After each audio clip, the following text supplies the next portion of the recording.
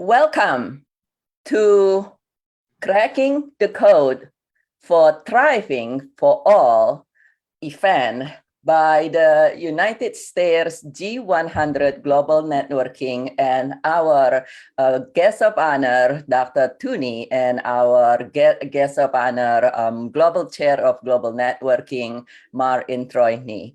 And in this event, alongside with the Women History Month and International Women Days, we're going to share with you tips and tools on how you and your loved one can create a full spectrum, beautiful, thriving life, physically, for our environment and for each other, emotionally, creating the success and wealth you love, as well as in your physical and of course, it's part of life in our sexual health, as well as how we can connect more with each other. So tune in and then share your questions and thoughts in the comments. Connect with us individually as well. And so with this, I would love to start with you, Mar, being the global chairs of our global networking.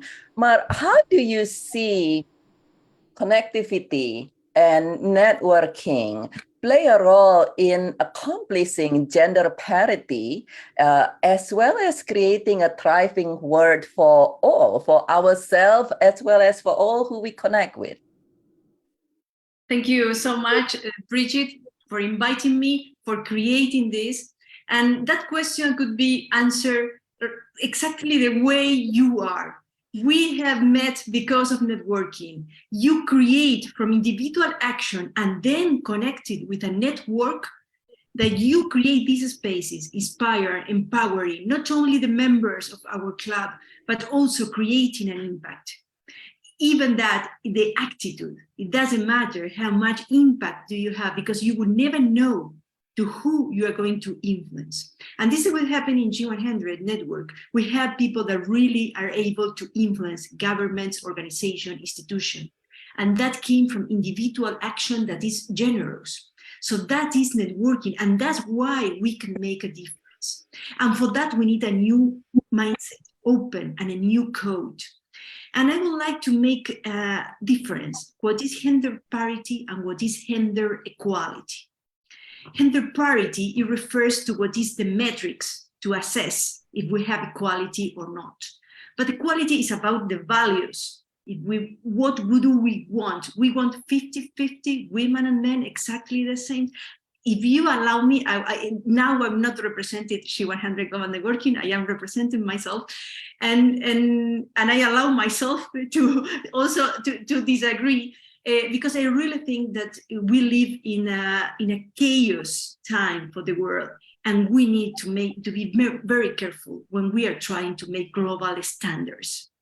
We are looking at global standards as an ambition, and then we see that we create more confrontation. Networking helps to create Vaseline in that processes of united people on diversity from their culture, their religions. We cannot expect to have an equal gender equality criteria.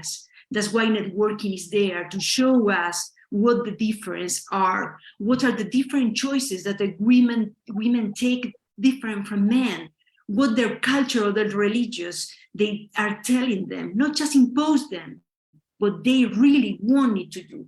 And for me, that is freedom. And freedom comes always for me before anything, the freedom to think, to act, and to realize that maybe policies that are good for gender equality focus are not good for them, because it doesn't apply to their life.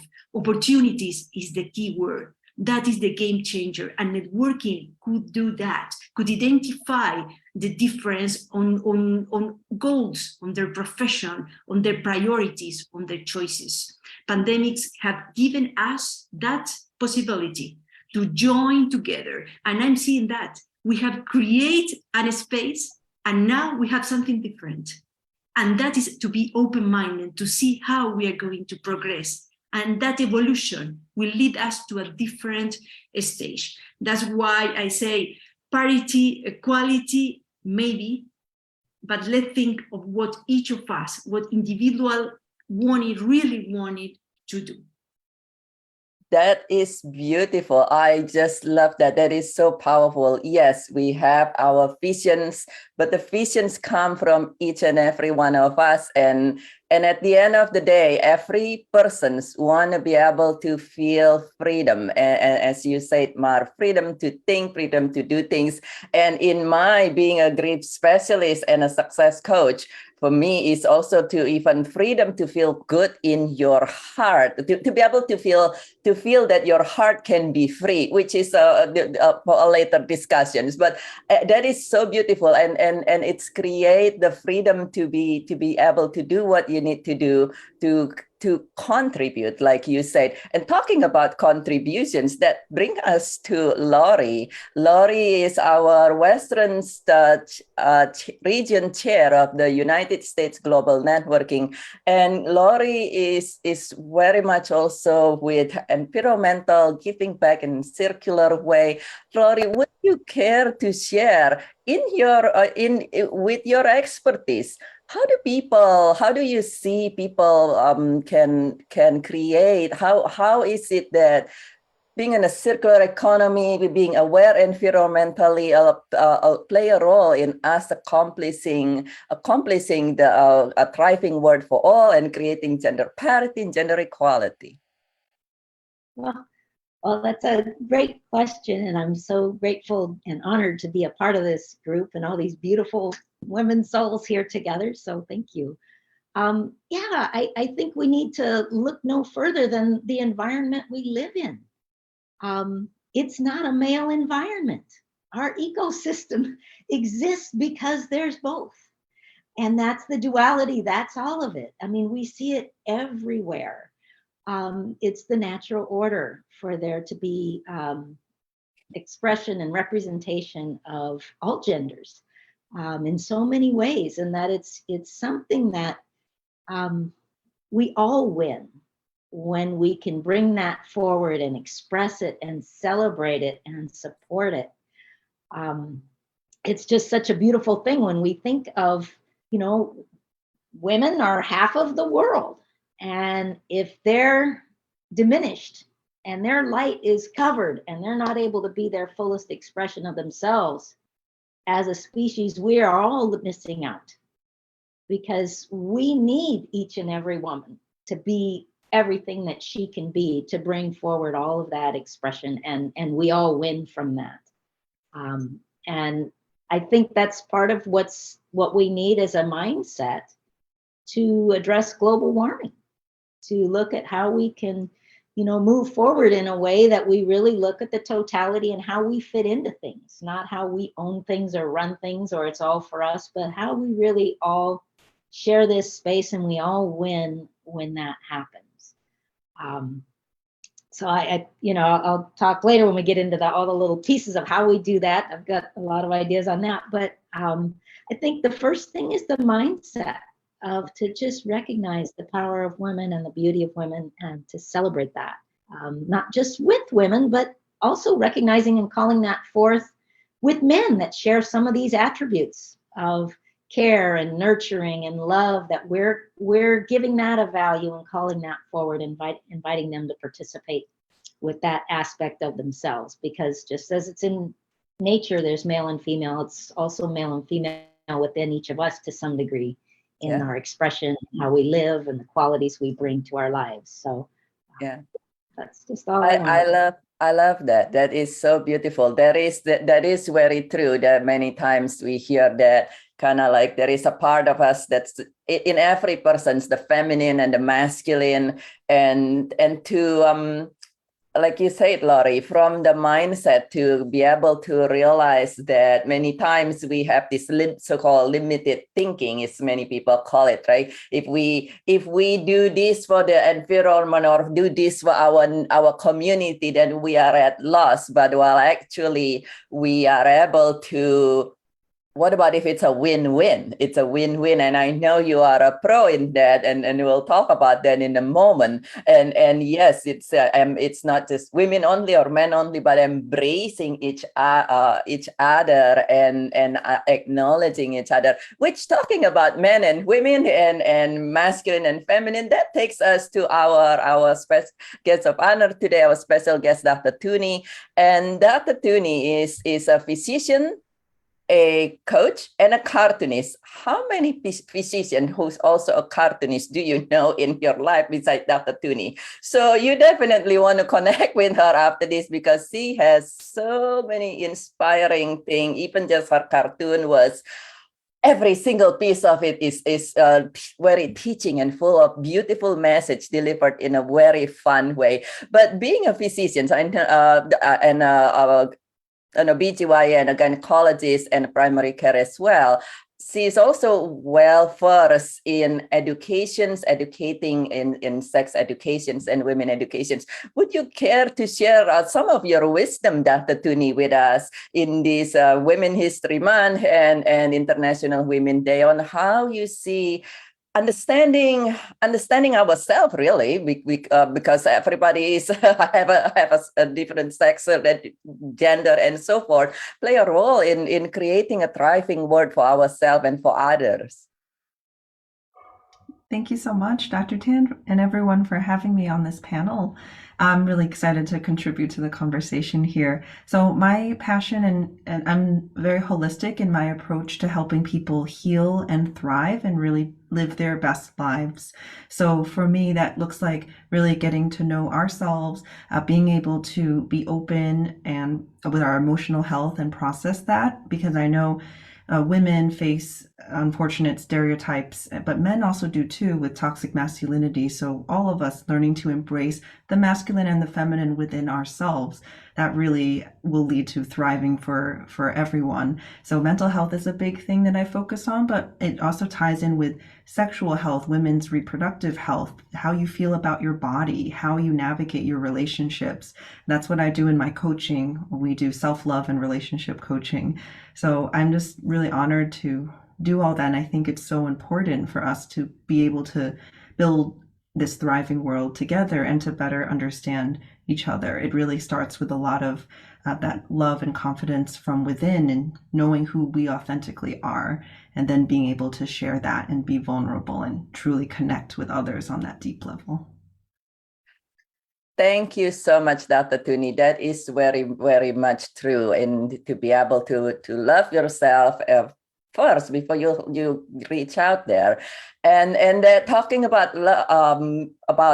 the full spectrum life, that takes us to our very important, which is our being here. The reasons we could be all speaking is because we have a physical form, and that takes us to our Central Region's chair of G100 Global Networking United USA, which is Anne. Anne also is an expert in physical health in a similar but slightly different ways, and is a health coach. So, and I know you and your family, as well as so many people you have helped, has health journeys, so to say. Would you care to share with us how being able to be healthy, starting with perhaps one person's or just an inspiration, it actually can create gender parity, gender equality, and also bringing good for all?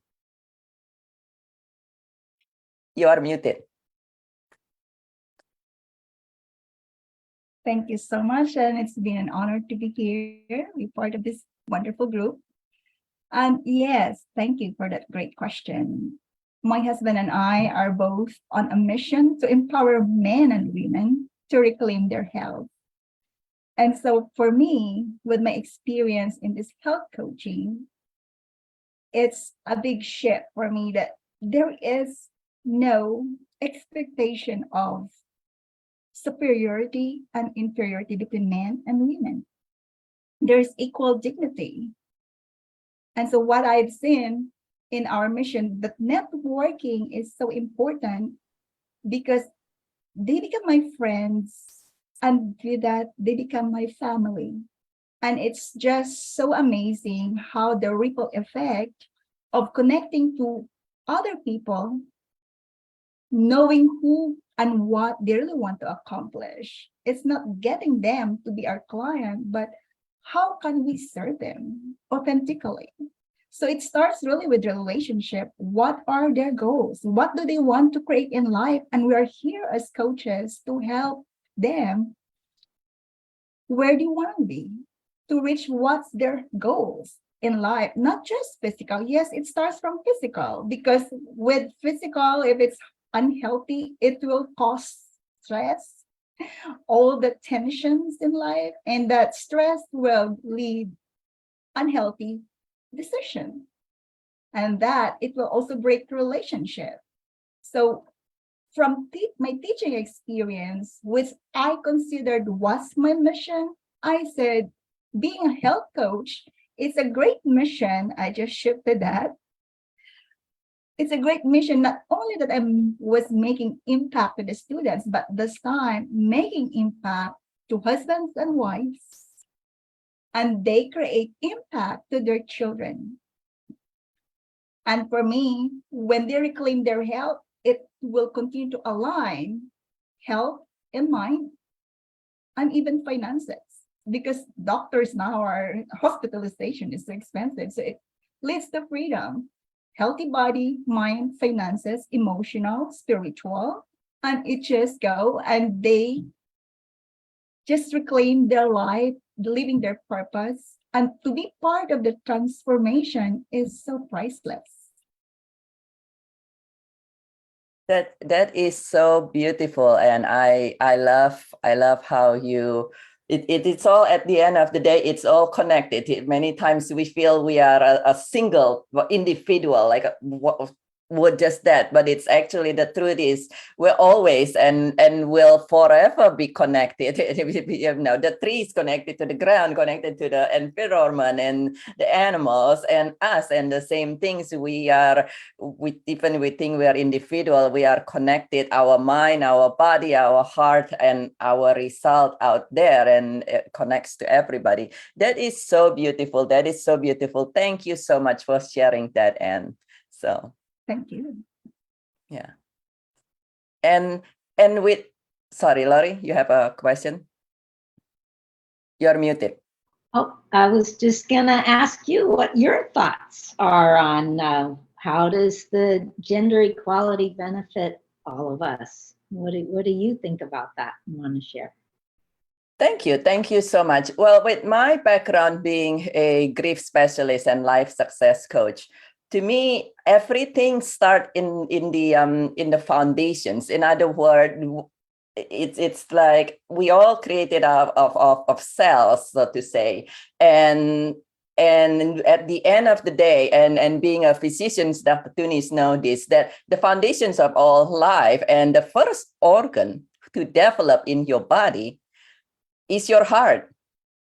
And also, not to be morbid, but many times after everything stops in our body, our heart can keep on going. So the foundations of being human, I say, the foundation of being human that make us able to truly connect with others, truly care of others, whether it is a person, an animal, or our environment, is our heart. Our heart is the foundations of everything. And if our heart is not in its best shape, if our heart has been traumatized by something that makes us scared, we talked about freedom earlier, about mindset earlier. Mark talked about freedom, and Laurie talked about mindset. Our heart has been shown by by many studies nowadays that our heart sends signals throughout our bodies, the way our brain sends signals, but the signals of our from heart is much more intense, much more frequent, and up to 60 times stronger than the signals from your brain. So much so, I'm going to share just a brief story here of a client. A client came to me, this was about a decade ago, and she came to me, to a grief specialist, because she was grieving from losing her job. And she's losing her job because she was, her health has deteriorated, and that's secondary to her weight problem. And after just initial conversations and working with her for 1 week, and people usually work with me on these 6 to 8 weeks, we discovered that her weight problem started from a trauma that happened when she was a child. It was something where she witnessed, didn't happen to her personally. She witnessed, as she was walking down the street, she witnessed this beautiful woman, beautiful young woman being hollered and yelled by people on the street, then the man on the street, so to say. And this woman was scared, and she ran and she cried. My client went home, told her mom, "Oh, my mom, this is something happened. I'm scared." And mom said, "Oh, don't worry about it." And she talked about it again. Mom said, "Don't worry about it." But then her mind listened to her mom and say, "Don't worry," but her heart was still traumatized. And being a 12 years old girl, somehow her mind and heart says, "Well, if you never look like that woman, you will be just fine. Nobody will laugh at you." So guess what? Within 1 year, she went from a slim girl, very athletic, to overweight. And her weight has only gone up since then, regardless of what she did, even those special surgery to lose weight. And once we healed that, we healed the foundations. We went back within a few weeks, we addressed her grief, resolved it completely. With seemingly very effortlessly, she improved her health, she improved her heart, she improved her health, she improved her weight step by step in a healthy manner. But even more, that what she did not realize is actually that fear in her heart, the wound in her heart, has interfered her from having closeness to others, including a partner in her life, including being visible. So she plays small at work. And she reached management level, but if anytime somebody give her some new opportunities, she self-sabotage and back off. And so the heart, to me, is the foundation. Just like when you buy a house or build a house, you want to get a good foundations. It's something that we want to have a beautiful foundations in our heart. So that is the way I say it. You come from your heart, and anything in your heart exudes out and reach out to all of the others. And talking about reaching out and what's in our heart will allow us to connect. I want to go back to Mar. Mar, being the leader of the global networking, and I love your thought and share earlier. Do you have any thoughts, any advice, any tips for all of us on how we are able to connect better, to be able to reach more freedom, to be able to create a global community the way that you lead us in the global networking? What are some really key points when we're connecting with each other? Thank you, Bridget. I would like, if you let me, to fix that contradiction. No? I am leading leaders, so that's not possible. You know, I'm not leading leader. All of you are leaders, so it's not possible to lead you. The idea is to join. That is my role. No, the creating cohesion. That is really a challenge. And one of the challenge, and now you're going to by your own, you're going to get that tips, no, through my challenge, creating cohesion. How do you create cohesion with people that you have never met, that you only are in social media, different cultures, different parts of the world, different interpretation? You know, social media is wonderful, it's enlightening, inspired, but also is a source of contradictions, of confrontation, of wrong interpretation. And why that happened? Because we are not good on skills in communication. We are not good. We are only good on communication when there is in a specific and certain area and expertise. And when they take us from our comfort zone, there are problems. It doesn't matter if we work with another culture if there is a framework. For example, a company that you work for, you're a consultant, so you know exactly the rules. And all the time when I have to nominate people to become national chair, they demand me the rules. What are the rules? And our rule is to be free. And it's so disappointing to see that the people, I don't know if it's too tough to say that they don't want to be free, but they don't know how to be free. We haven't been educated to be free. We have been educated to follow rules. And a global world also that is there to keep the balance, that we could have a SDG 5 there that is global, but adapted locally. It doesn't came that way, or the people are looking at the global goal and how to adapt it to locally, and it's the other way around. Is how we establish and we implemented that goal, and then how the impact, and we create union among others in the world. In the case of SDG, among nations. No?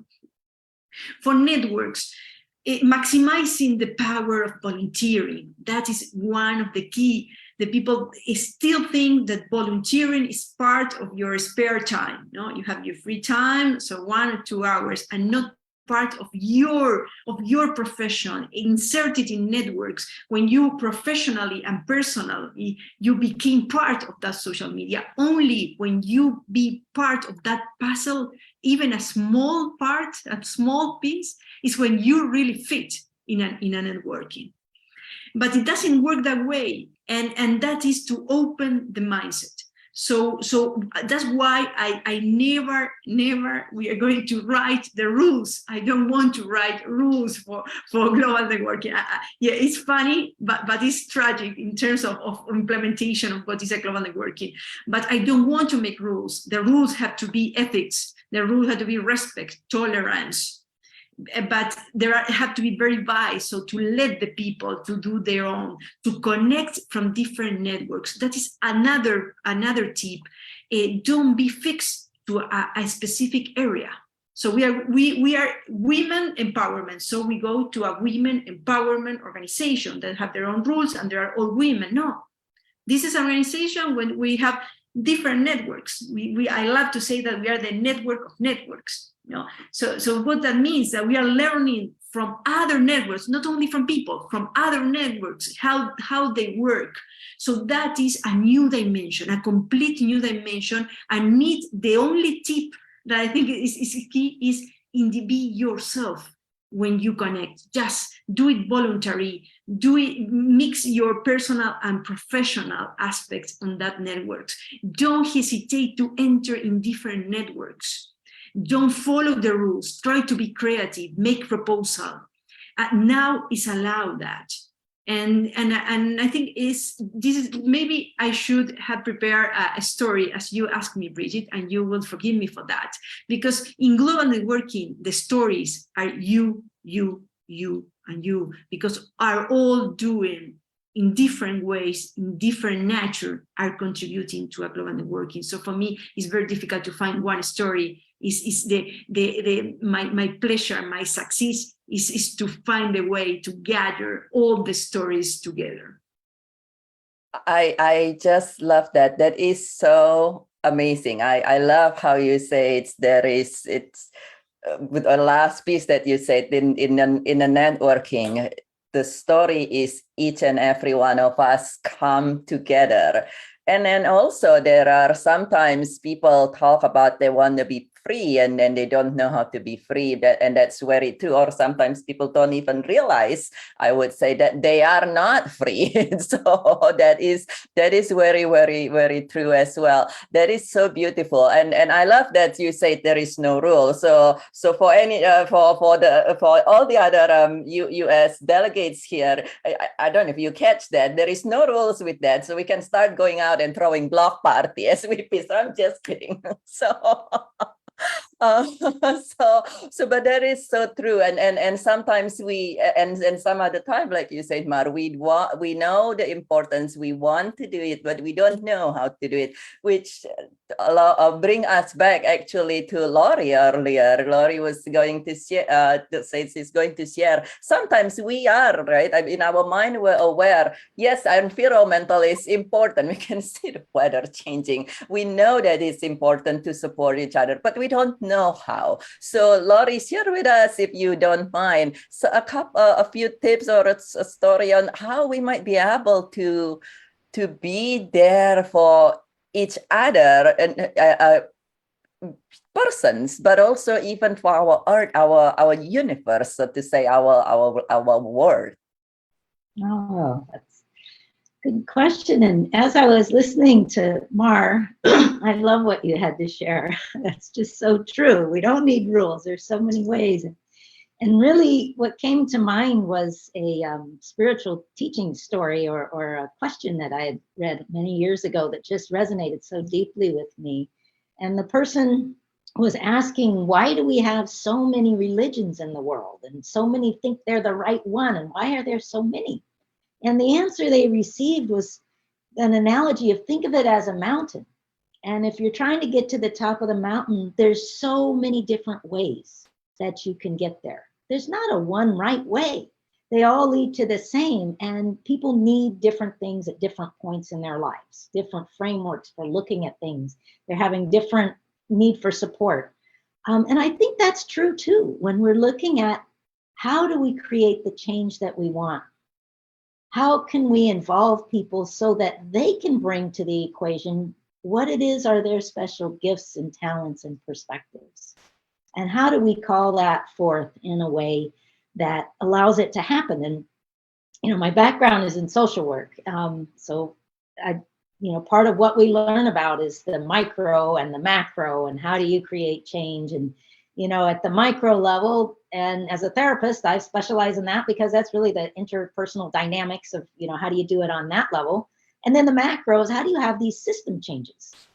You know, with global networks, with governments, with all these social movements and all these things. And the truth is that we can do all of it to some degree. We can participate in that in where we choose to invest our money as consumers. Do we want to support women-owned businesses? Do we want to promote other women? Do we want to make sure that their voice is heard in our workplace, in our social circles, where we call them out and we celebrate them and we acknowledge their point of view, we validate them, we build up their confidence, we support them. And on the national level, do we want to work to promote and vote for women to be in positions of power and decision making? How do we want to do this at all these different levels? And there's just so many ways. There's not any one way. And we also want to tap into, how are we being as we do that? Are we doing this from a point of anger, which it's easy to go to? Or are we doing it from a position of love and joy and celebration? And the other thing that came to mind was a study that possibly Brigitte and Dr. Tooney, you're aware of, but they've done plenty of studies about the human body's response to stress. And they came up with this whole idea of fight or flight, right? With the autonomic versus the autonomic. I mean, anyway, so the different flight responses. But what they didn't disclose initially was that was based on men, those studies. What they found when they studied women's response to stress was women began to network. Women began to talk to other women. That was their stress response, was to begin to talk and create these social connections.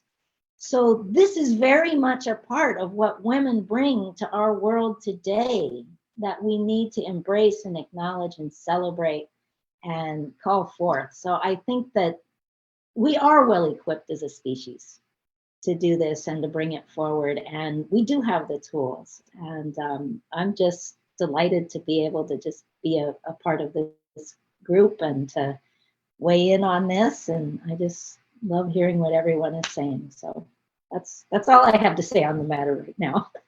I love that. That is so beautiful, and that is very true. That we all have different response, and many studies out there. We know that the Tune is aware of this drug dosing, for instance, medication dosing is done using men at certain weight and all these things. And then you wonder why some women take the medication, they feel sicker because of the overdosing or what have you.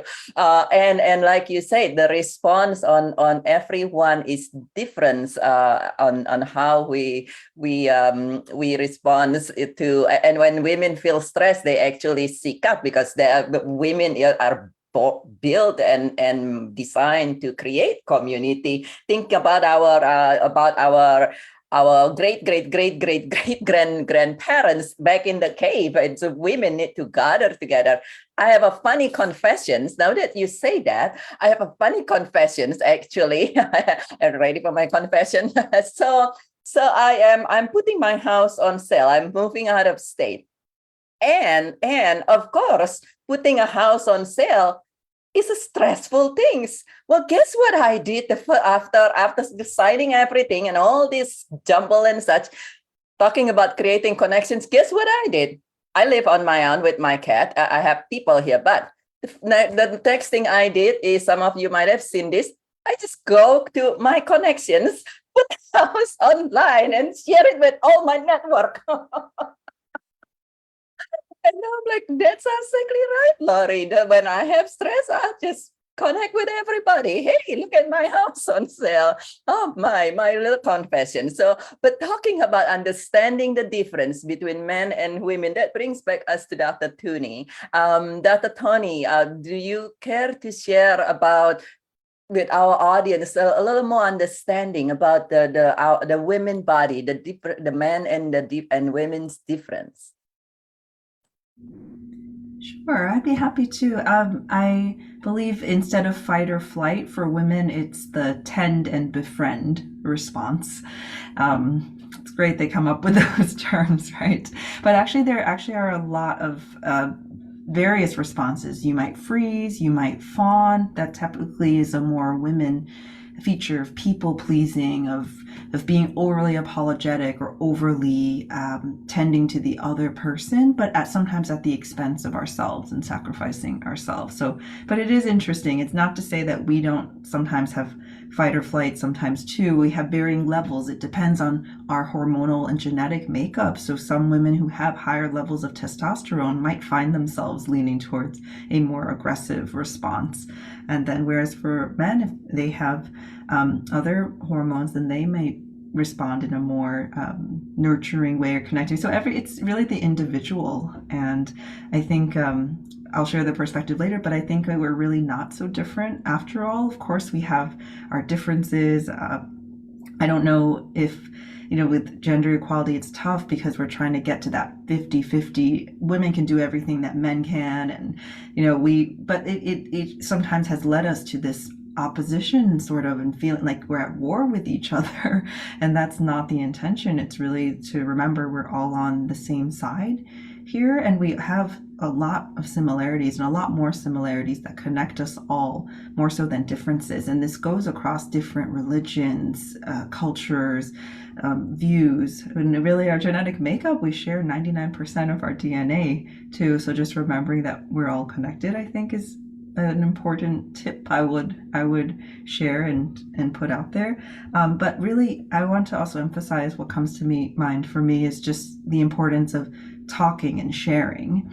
And I know women are better at this than men are typically, but it's also more societally accepted too for women to share and try to share our burdens. And men are just usually told to just toughen up and to get through it. And the more stoic you are, sometimes then the more you're seen favorably. But really sharing is really, really healing, because a lot of times the pain or whatever that happens to us in our lives and our experiences, it's made worse by the suffering we feel afterwards when we feel so isolated, and misunderstood. There's not possibly anyone who can truly understand what I've been through or share in the experience until we share it with somebody and we find out, wow, they really can see me, they can really understand, or even that they've gone through something similar too.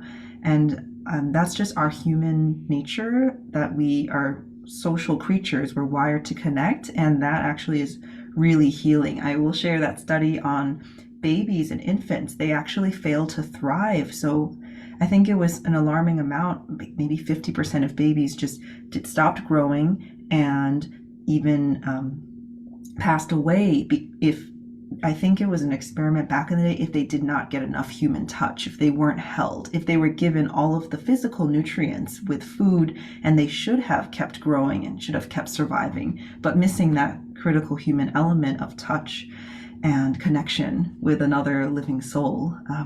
It's surprising how much that affects our just everything.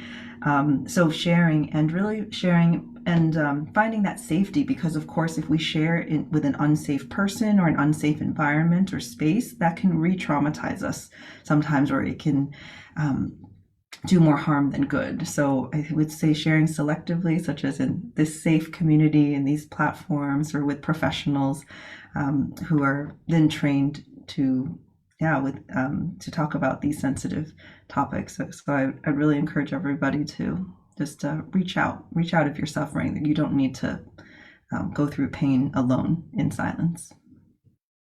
That is so beautiful. I strongly believe that you, many times when we are going through things, firstly, many people has a tendency, because of partly because Mar says earlier how social media can be very beneficial, can also be very dangerous, because whenever anybody says something, everybody say, be strong. And then they're like, oh, I got to be strong. Okay, if I'm not being strong, maybe I should be quiet here. And then so many people suffer in silence, while actually I do a grief chat for free on a couple times a week for that reasons. That many times when you speak out in the right environment with the right guidance, you find that there is a relatability. And you know, one thing very interesting I do learn from this working with people who are grieving. Yes, we all have different response and things, but like you said, Dr. Tuni, we are 99% the same, men and women.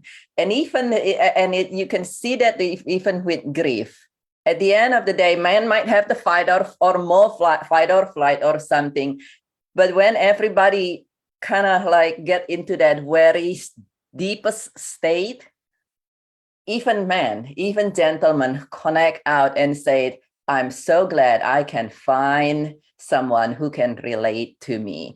But there is true, the physically, we all often look quite different, and sometimes we have different physical needs. And that brings us back to Anne, actually, and talking about the physicals and being a health coach. And what are some of your tips that you might care to share on people, on creating their thriving physical body such that they will be able to bring out to others and our world, our environment, and create a thriving world for all, and create a more equal opportunity and parity?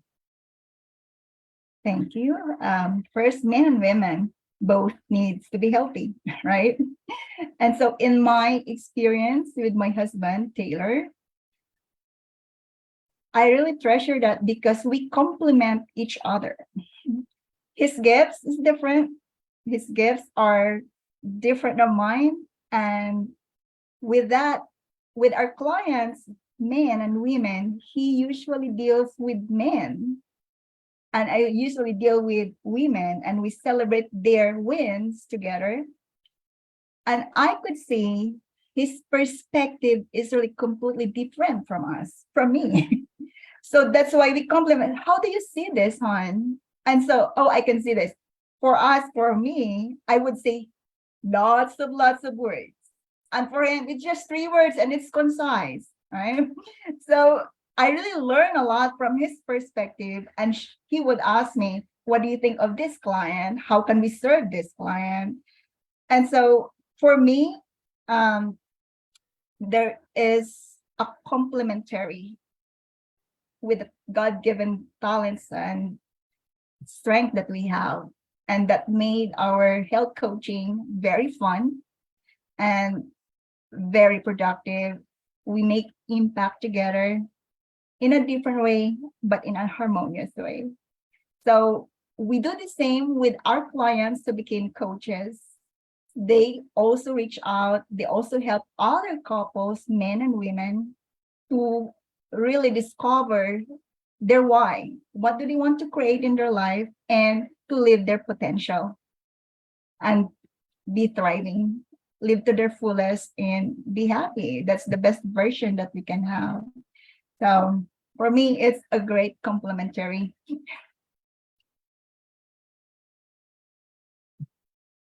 That is so beautiful to be able to be complementary and also to know your why. It's definitely is very important for us to be able to know your why. Why do you want to do this? Why do you want to be free? Why do you care about the environment? Why do you care about others? And what is your why is always a really I would say fundamental for everything. Why do you want to get better?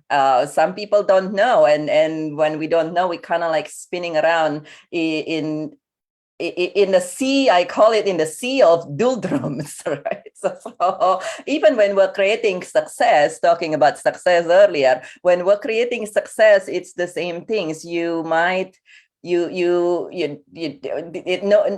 kind of like almost like if you go to school and you go to school just because you have to go to school. And then said many times we see with our children or grandchildren, or maybe back thinking about ourselves, we kind of like, okay, well, I got to go to school because mom and dad say I got to go to school. Oh my goodness. Versus, okay, I want to go to school and I want to accomplish this. I want to become a doctor because I want to become a doctor, not because somebody says you got to become a doctor, or because I want to do this, or I want to create a company as an entrepreneur. Then we have our why. And then like you said, and I love that how you allow support and feedback from each other. Even when you're serving other, you ask your husband, how do you do this? And he asks you because nobody built an empire alone, really. It's the other secret of success, to be able to allow support, to be able to receive feedback and receive guidance. That is so beautiful. And as we complete our time here today in here, I just want to invite everyone to share their final message. We will start with our global chair, Mar. Do you have a final message for all of us, or our audience who listens to this on creating a thriving world for men and women and everyone and everything in between? Thank you, Bridget. Yes, my reflection is, do we have global leaders? Do we have global institutions? Do we have global organization? Think of this. What means global? Global is empowering societies via only one code. A global leader means that is capable to handle with all conflicts and find a solution. This is what we have currently. Well, I do not think so. I think that we are centralizing what is power without delivering the correct solution. So what is really global? A networking like this one. This one is the real global concept, because we create a global code. What means a global code? What we are doing today. We are gathering different cultures, religions, tradition, but we are all together, complementing one to each other without any standard. We don't have a standard, we don't have rules, as we said before. So through that freedom is that we are building a new dimension that we don't know how to do it, but we are implementing it. So, and that's why we need to create a new concept, and that's why I write about that on globalization, because the bottom-up initiatives are the ones that are so weak, not because they can't hold the power, but they haven't realized, citizens individually, they haven't realized how much power they could have if they use social media, simple as that, using technology in a very simple way. They're scared that I don't have the skills to do it. Networking, I could do networking through my work field.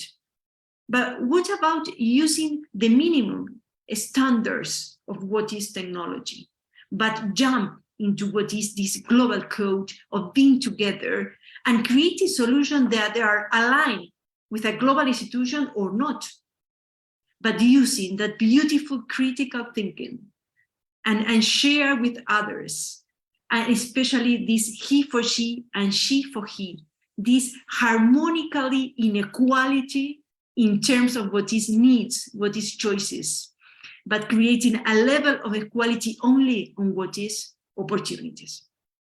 So just the final message is, we don't have time for gender equality precisely as we want it, with that ambitious way that we want it. We need peace.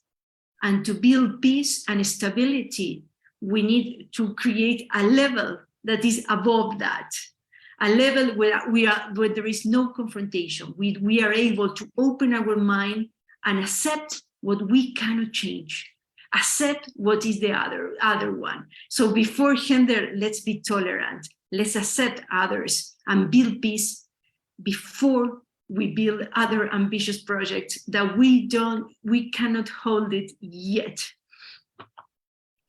Oh, that is such an amazing, the amazing message that is just so beautiful, that at the end, what is the highest level that will allow us to at all encompassing. That is so beautiful. Thank you so much, Mar. And Lori, what would you care to share your final message?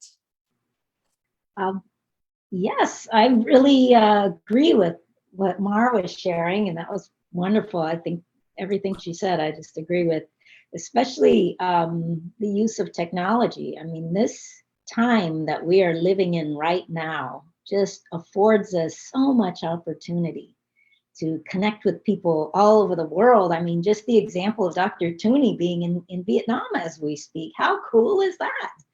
And to learn about the work of different organizations and people and thoughts and ideas that we can expose ourselves to and participate in on so many levels. This is an amazing time. I mean, there's so much work to do, but there's so many opportunities and ways to get involved. Organizations like Women for Women, where you can sponsor one woman, you know, and to learn about her life and support her, and to participate in organizations like Emily's List that promote, you know, women in positions of government. There's just so many different ways that we can get involved. And I think that that's really amazing. I don't think we've ever been able to leverage ourselves and connect in so many ways to support one another and to move this forward, that I think this is just a very special time. It's got its challenges, but it's a very special time of opportunity. So I'm just glad to be able to be a part of it and to share this with all these wonderful people.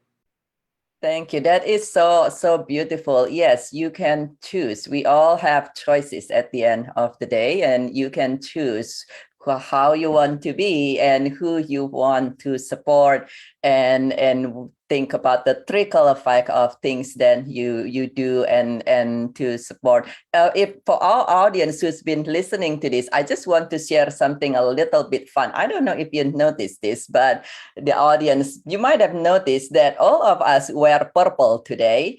In all different hues, and that is in honor, talking about choosing, we choose to wear purple today in all different hues as an honor to the color of the year for the Women History Month. But I just thought I'll throw that out a little bit. So and that brings us to Dr. Tooney. Yes, exactly. Bring us to Dr. Tooney on how do you care to share a final message for our audience in creating this wonderful, thriving thriving world for ourselves as well as for all others in this world.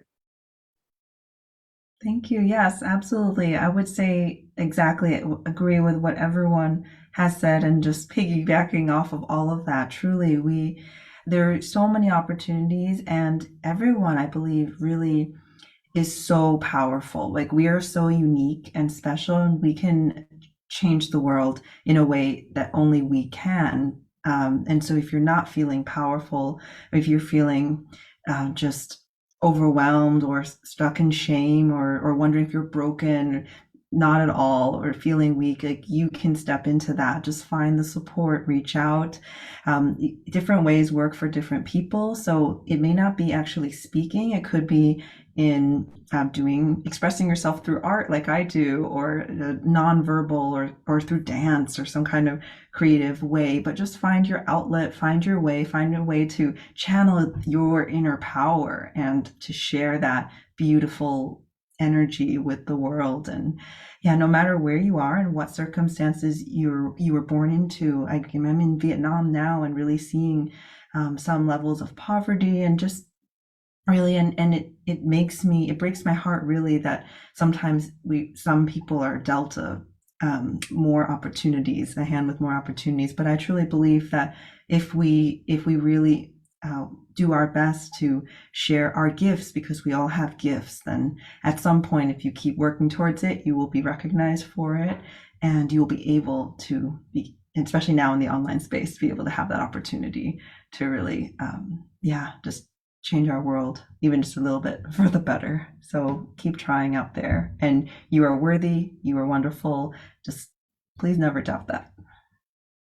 That is so beautiful. Yes, just know that you are worthy, you are wonderful, and you have it in you to create the change that you would love to create. And what about you, Anne? Is there a final message you'd like to share with our audience?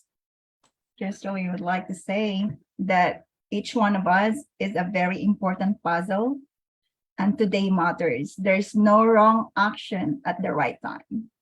And for us to awaken our purpose, our talents, our abilities and strength, we can put it together and make an impact in the world, wherever we are, whatever we do.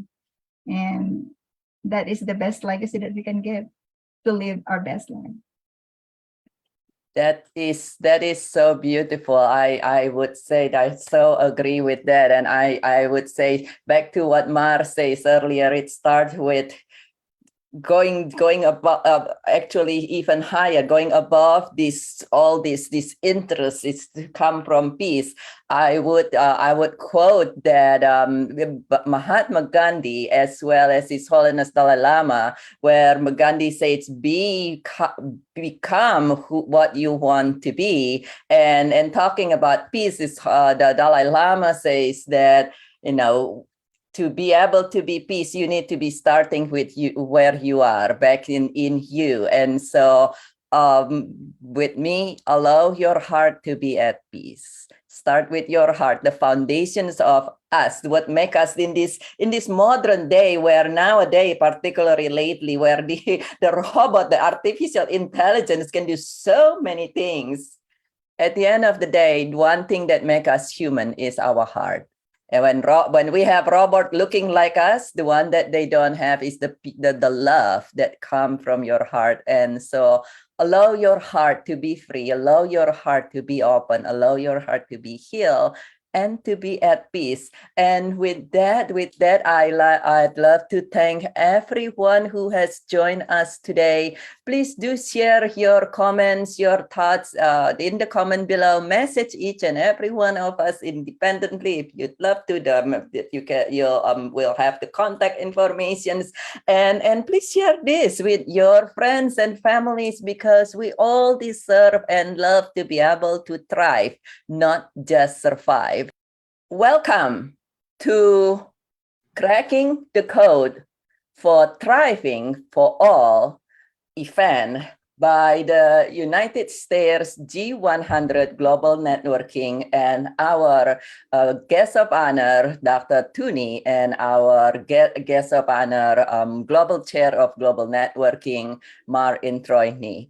And in this event, alongside with the Women History Month and International Women Days, we're going to share with you tips and tools on how you and your loved one can create a full spectrum, beautiful, thriving life, physically, for our environment and for each other, emotionally, creating the success and wealth you love, as well as in your physical and of course, it's part of life in our sexual health, as well as how we can connect more with each other. So tune in and then share your questions and thoughts in the comments. Connect with us individually as well. And so with this, I would love to start with you, Mar, being the global chairs of our global networking. Mar, how do you see connectivity and networking play a role in accomplishing gender parity, as well as creating a thriving world for all, for ourselves, as well as for all who we connect with? Thank you so much, Bridget, for inviting me, for creating this. And that question could be answered exactly the way you are. We have met because of networking. You create from individual action and then connected with a network that you create these spaces, inspire, empowering not only the members of our club, but also creating an impact. Even that, the attitude, it doesn't matter how much impact do you have, because you will never know to who you are going to influence. And this is what happened in G100 network.